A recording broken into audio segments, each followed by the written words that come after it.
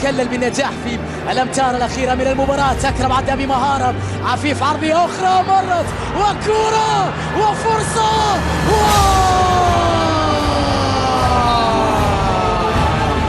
يا إلهي،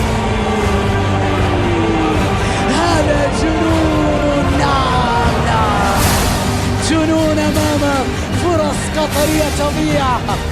فرصة عبارة عن شوفها مرة أخرى، شوفها مرة أخرى، والتالي والتالي والتالي والتالي اللي يضيع هدف على العنابي، ولقطة فيها بداية عالية، لقطة تؤكد لك حلم كل لاعبي العراق بوصول ماريو.